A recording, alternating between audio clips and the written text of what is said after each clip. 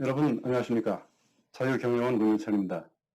오늘 하이에크 자유헌정론 23장은 농업과 천연자원이라고 하는 제목으로 되어 있습니다. 하이에크 자유헌정론이 24장 다음 주까지 하면 이제 끝나는데요. 이 책은 뭐 아시다시피 자유체제, 이 자유체제라고 하는 이런 국가를 경영을 한다라고 하는 것이 이 헌정론적인 측면에서 보면은 과연 어떤 내용인가, 원론적으로는 뭐를 고려해야 되고, 강론상으로 어떠한 고려를 해야 되는 건가, 이거를 쭉 24개의 그 장에 걸쳐서 이렇게 쭉 서술을 하고 있는 아주 고전적인 자유론에 관한 책이죠. 그래서 오늘 23장은 농업이라고 하는 또는 천연자원, 이거를 이 단어를 들으면 여러분들 곧바로 농업, 이거 보호를 해야 되는 영역이다, 이렇게 이제 우리가 늘 생각을 하지 않습니까? 뭐 우리 그 현실 헌법에서도 마찬가지죠. 1988년도에 수립이 되는 현재의 헌법. 여기도 보면은 농업을 특별한 관심을 가지고 보호를 하게 그렇게 되어 있는데, 하이에크가 생각하는 자유헌정론적인 측면에서 봤을 땐 과연 이것이 맞느냐, 어디까지 보호를 해야 되느냐, 이런 논의를 좀 해보는 그런 내용이죠. 우리가 농업이라고 하는 이 측면, 늘 그 한국도 그렇지만 다른 나라에서도 보호를 해야 되는 영역으로 이렇게 되어 있는데, 그런데 그렇게 되는 그 배경을 좀 생각을 해봐야 됩니다. 농업 인구는 경제 진화, 이거의 원리의 결과에 의해서 자연스럽게 이게 감소하고 있죠. 그 감소하는 이유는 뭐 당연히 전반적인 경제 진화에 따라서 이제 그 전반적인 생산성이 향상이 되다 보니까 아주 적은 그 비율의 그 인구만으로도 과거에 이 공유에 대한 생산이라든지 이런 것이 더 많은 생산을 하게 됨으로써 국민 전체가 먹고도 남는 그런 생산을 할 수가 있게 이렇게 된 것이죠.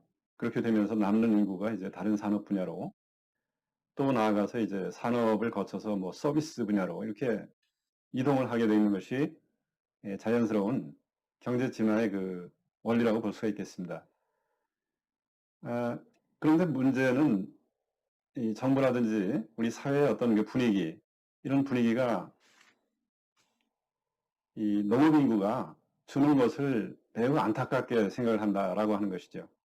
일종의 그 보호 심리가 작용이 되는 거예요. 그래서 그 논리는 이제 다른 그 산업과 농업 간의 적정한 어떤 소득 균형을 좀 이루어줘야 될 거 아니냐라든지, 또 어떤 경우는 혹시 전쟁이 나면은 식량을 자급해야 될 거 아니냐라고 하는 그런 그 식량 자급이라고 하는 전략적인 그 측면도 내세우기도 하고, 또 인구 이동이라고 하는 것은 뭐 새로운 그 기능도 배워야 하고, 그런데 이게 농업에 종사하던 사람들이 적응이 좀 늦지 않습니까?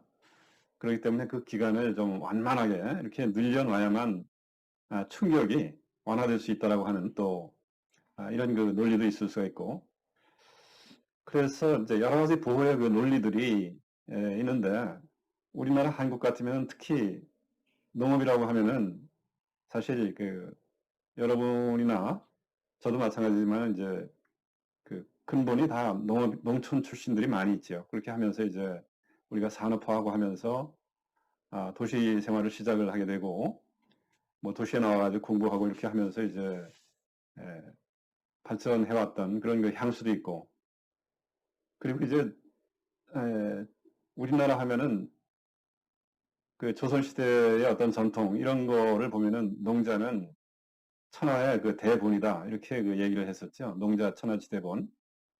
그렇게 하면서 이 농업이라고 하는 부분이 너무 황폐화가 되면은 이게 안 된다라고 하는 그러한 그 보호 심리가 굉장히 그 강한 것이 한국의 실정이다, 이렇게 볼 수가 있습니다.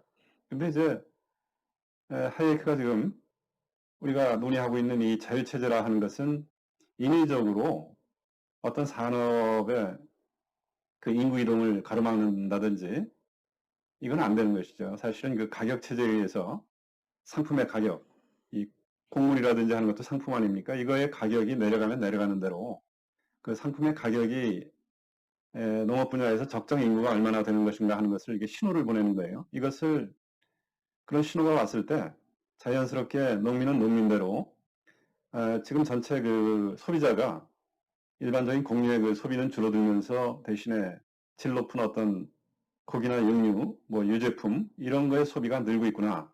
그러면 그 여태까지 해왔었던 일반 농업, 곡물을 생산하는 그런 농업은 양을 좀 줄이면서 축산업 쪽으로 이렇게 돌려본다라든지 하는 어떤 기업가적인 그런 마인드를 좀 가지면서 이렇게 적응을 하게 놔둬야 되는데 이것을 막연히 보호를 한다는데 이제 문제가 있는 것입니다. 그래서 어떤 뭐 이제 자연스럽게 놔두게 되면은 지금은 사실은 농촌에 가보시면은 전부 뭐 65세 이상 이 고령화되는 그런 그 노인들만이 남아가지고 농사를 짓고 있어요. 그런데 자연스럽게 놔두게 되면은 어떤 기업가적인 그런 마인드를 가진 청년 이런 사람들도 뭐 이렇게 대농으로서 또는 그 축산업이라든지 이런 거 또는 특수작물이라든지 이런 부분을 개척을 해가지고 기업농을 좀 해본다라든지 하는 것이 이제 그 사례가 점점 나타나고 있죠. 그런데 정부가 보호를 하면 할수록 그런 그 성공 사례는 더 찾기가 어렵게 된다라고 하는 것이 하이에크가 하는 그 얘기라고 볼 수가 있습니다. 뭐 우리 같은 그 현실을 좀 보자면은 우리나라도 헌법에서부터 이렇게 쭉 이 법률 체계까지 농업이라고 하는 것은 보호를 해야 된다라고 하는 이런 마인드가 아주 강하죠. 그래서 쌀 같은 것도 쌀 소득 보존을 위한 직불제. 이건 뭐냐면 이제 소비자가 쌀을 사가는 비용 어떤 이 가격은 이제 시장 가격에 의해서 이제 엄청나게 낮아질 수가 있어요. 수입되는 쌀도 있고 하기 때문에 그러면 그 가격은 소비자가 이제 사가는 가격이지만 농촌 입장에서는 점점 낮아지는 그런 가격으로 이 쌀 농사를 지었는데 그걸 팔았다가는 연간의 소득 보전이 잘 안 되니까 정부가 비싸게 사주는 것이죠. 이런 게 이제 어떤 하나의 지원책으로서의 쌀 직불제 이런 건데 이거는 이제 이 법치의 원리라든지 자유체제의 원리라든지 이런 쪽에서 보자면은 농업 종사자에게 특혜를 주는 것이죠. 특혜를. 당연한 거 아니냐 이렇게 생각할지 모르지만 특혜는 특혜예요. 그러면 이 특혜가 여기저기 특혜가 만연이 되게 되면은 이것은 자유민주 정부로서의 그 본분에서 이탈을 하는 것이죠. 그래서 이런 사례들이 없어지면 없어질수록 이 자유체제에 맞는 것이다 라고 하는 것이 기본적인 원리라고 볼 수가 있겠습니다. 뭐 우리 현실에서 보자면 현재 2020년도 정도 됐을 현재 농업의 총 생산, 농업 분야에서의 생산 한 50조 대 연간 국민 총 생산이 약 1900조 뭐 이렇게 된다고 봤을 때 농업 분야가 차지하는 그 비중은 한 2.5% 인구로 보자면은 약 한 4%인데 이제 점점 줄고 있죠. 그리고 농가의 소득은 뭐 한 연간 4천만 원 정도 이렇게 되고 있습니다, 현재. 근데 그 4천만 원 중에서 실질적인 작물을 키워가지고 이걸 팔아서 얻는 소득은 한 1천만 원 정도밖에 안 되고 또 1천만 원은 정부 보조라든지 뭐 자녀들이 도시에 나가가지고 돈을 벌어서 이렇게 용돈을 보내주는 거라든지 해서 한 1천만 원. 그리고 나머지 한 2천만 원이 좀 안 되는 금액은 농업 외에 어떤 부업이라든지 무슨 농업 외의 그 소득으로 이렇게 충당을 하고 있습니다.